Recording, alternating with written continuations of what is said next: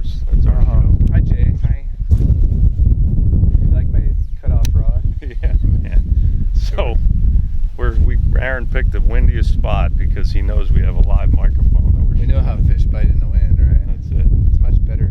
Yeah. So he's just telling me that he likes to hop a frog, which Shake it. Shake. I was gonna say because frogs hop anyway. Yeah. But they don't really shake. So why are you shaking a frog when frogs don't shake? I think a lot of guys do that. I bet an alcoholic frog would shake. Yeah, it adds vibration to the frog. I throw a frog a lot, and there's times when you kind of drag a frog and fish are real slow, but yeah, there's also a lot of times like you get a reaction out, like just kind of really fast twitches of the rod tip. Yeah. Kind of like you're shaking it. It just adds vibration to the frog. Is it balking while you're shaking? It does a little bit if I wanted to, but it more just kind of makes the frog kind of shake. Shake? Shaky shake. Is that and what's up with that short rod? That's so you can shake it like that. A long rod, you lose a lot of, how do you say it? You lose a lot of your, kind of like when you use a 7'2" or 4 spinning rod when you're drop shotting, you lose sensitivity.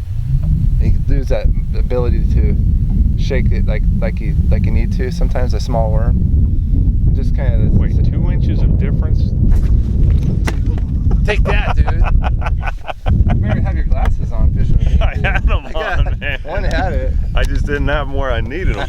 Look, it already happened. Look, Aaron just hit me before. No, we were on camera. It went down low.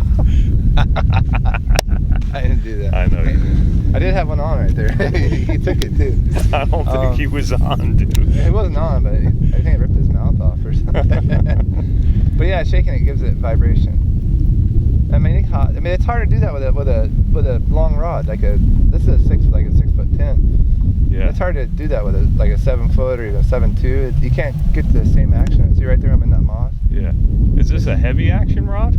It's a medium heavy, but it's I actually cut about 3 inches off the tip. What do you mean? There's actually one I broke the tip on and I played with because I like a short rod for frogging. Get out of here, man. It is. Are you serious? It's a 7 foot. It's a 7 foot medium heavy. I have it marked. It's rubbed off, but yeah, that's not 7 feet. no. There's a 7 footer right there. So it's like about 2 to 3 inches. Yeah. But it made for a really nice frog rod. It's funny.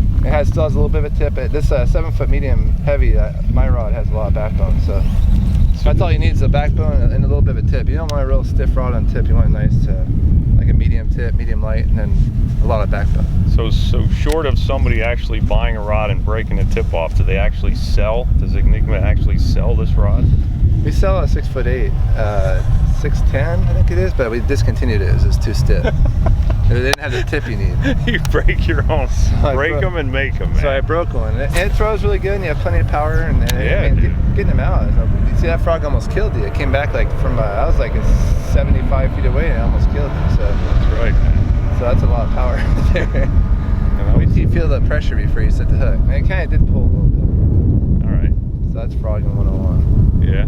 So when you're shaking the frog, is it just in the openings out there, or? No, I mean sometimes you shake it like right there. I stalled it a little bit, let it float in like a little open water. I let it kind of sit there and kind of waft it. Then I waft it a little bit, and then you get on the thicker moss, and that's what a lot of times I'll shake it because it's thicker and they can't see it. I'll put like little I do the little bells in a lot of my frogs, little bells you buy at the hobby stores. Bells? Like a little small, for Christmas bells. Like a cat tiny collar? Yeah, little tiny bells. What do you mean? Why do you buy tiny bells? You can put like BBs in there, but they rust, or stainless steel balls. Anything like glass beads. Anything that bounces around. Wait. Anything that bounces around in the frog. Bells have a bead that bounces around inside of a breast, or whatever that container. So it actually has extras. You have the outside part that's bouncing around, and you have a bead inside that bouncing around. So bells seem to work really good. Bells. Little bells. This one doesn't have one. I'm just trying to struggle with why do people sell little tiny bells? Like, what's it for? Little tiny cats? They're like that big. I got some in my boat, a whole pile of them. I don't know what they sell them for. Why would I know that? I'm just wondering, dude. I mean, I haven't even heard of them before. You haven't? I've been using bells for like over 10 years. You've been using bells? Probably 15 years. Yeah, that's a secret, man. Nobody knows that about Aaron. Let's see, short rod. You can work a frog. I think I have some of those bells in my ear right now. Much better short rod. If I put a 7.2 on there, you're like this. You're like, oh man, I'm getting tired. No. So the strokes are longer with a longer rod. Yeah, and you can't move the rod tip as fast. But with the long rod. It's hard to get that snap out of it. So what are you doing, dude? Is it like, you know, some people just walk a frog, or, you know, you're just moving it like randomly, it looks like. I mean, sometimes you're walking it, sometimes you're pulling it, sometimes that's where I got a bite before, so it kind of worked a little more finesse. But a frog is something you got to change a lot. You got to, sometimes they want it real slow, sometimes they want it like 4 or 5 feet off the grass. You know, you catch them out in open water a lot. Yeah. Sometimes they're in the mats, and sometimes you got to work it slow enough for them to get it. Sometimes when you're in search mode, you know, a lot of times you just reel like this. You're working a frog really fast. You have miles of water to cover, and you'll get one that rolls on once in a while, and you know there's some fish there. But a lot of times you're fishing a lot of dead water and just looking for one to show his presence, and then you can kind of slow down and fish the area a little harder. But yeah, frog is a real versatile tool, especially in the summertime. So now you're actually fishing the frog. The frog is moving fast, but it's not coming back super fast. Yeah, that's a short rod. So I'm just kind of. Holy mackerel! It's a catfish. Catfish.